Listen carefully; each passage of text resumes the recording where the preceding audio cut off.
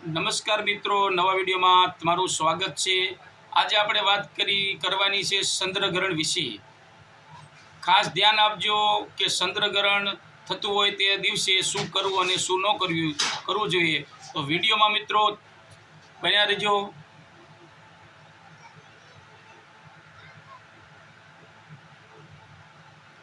આજે વર્ષનું છેલ્લું ચંદ્રગ્રહણ લાગવાનું છે।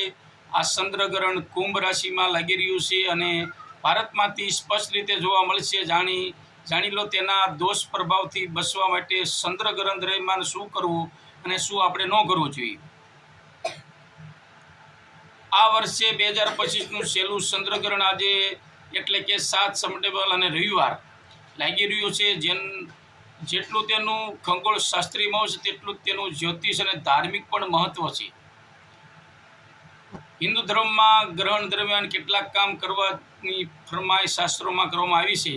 તો મિત્રો આગળ હું તમને જણાવું શું કરવું અને શું ન કરવું જોઈએ। આજે ભાદરવા પૂર્ણિમાના દિવસે લાગતો આ ચંદ્રગ્રહણ અને તેના સૂતકકાળ દરમિયાન કેટલાક નિયમોનું પાલન પણ આપણે કરવું જોઈએ, જે ભારતમાં રહેશે એના માટે, વિદેશીઓ માટે નથી। આ જેના કારણે ગ્રહણનો ખરાબ પ્રભાવ પણ તમારા પર નહીં પડે। ખાસ કરીને હું આગળ જણાવી રહ્યો છું તેના નિયમનું પાલન દરેક વ્યક્તિએ ભારતમાં રહેતા લોકોએ કરવું જોઈએ। આજના ચંદ્રગ્રહણનો સમય છે। આજનું ચંદ્રગ્રહણ રાત્રે 9:58 શરૂ થશે અને રાત્રે 1:26 એનો મોક્ષ એટલે પૂરું થશે। એટલે કે આ ગ્રહણ આશરે 3.5 કલાક ચાલશે, જ્યારે ચંદ્રગ્રહણનો સૂતકકાળ 9 કલાક પહેલાં એટલે કે બપોરે 12:58 શરૂ થઈ જશે।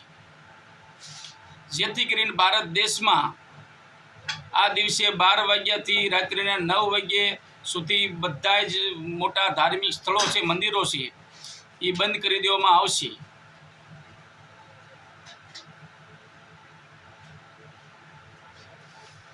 ચંદ્રગ્રહણના દિવસે શું કરવું જોઈએ, તો ખાસ મિત્રો હવે ટોપિક આવ્યો છે એના વિશે તમને વાત કરીએ કે ચંદ્રગ્રહણ શરૂ થાય ત્યારે આપણે શું કરવું જોઈએ। ચંદ્રગ્રહણ કે સૂર્યગ્રહણના દોષ પ્રભાવથી બચવા માટે આ દિવસે કેટલાક ખાસ ઉપાયો કરવામાં લાભ થાય છે, તો ધ્યાનથી તમે સાંભળો। સૂતકકાળ શરૂ થાય તે પહેલાં ખોરાક અને પાણીમાં તુલસીના પાન નાખી દો।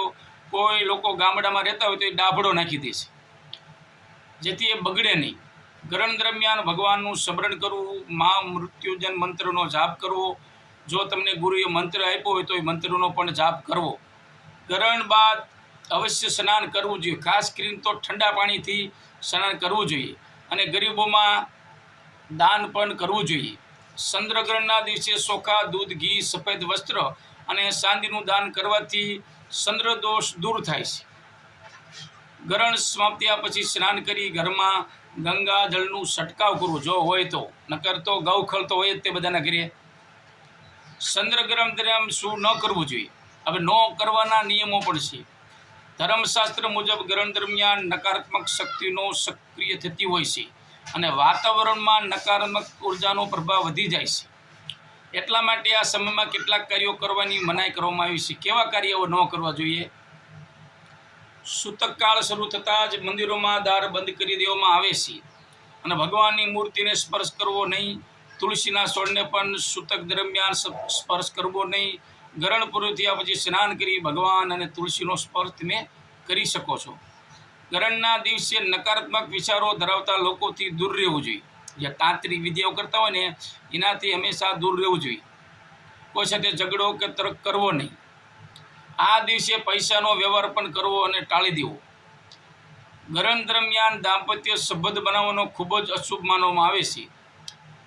ગ્રહણ દરમિયાન મુસાફરી કરવાનું ટાળવું, શક્ય હોય તો બહાર નીકળવું જ નહીં। જો ચંદ્રગ્રહણ થતું હોય ત્યારે મુસાફરી કરવી નહીં। ધારદાર હથિયારો કે તીક્ષ્ણ હથિયારોનો ઉપયોગ પણ આપણે કરવો જોઈએ નહીં। તો મિત્રો આ હતું ચંદ્રગ્રહણ વિશે આપણે વાત કરી। તો મિત્રો અમારો વિડીયો સારો લાગ્યો તો લાઈક કરજો, શેર કરજો અને સબસ્ક્રાઈબ કરજો। મિત્રો ધન્યવાદ। આટલી ખાસ કરીને તમે ધ્યાન રાખજો। જય હિન્દ, જય ભારત।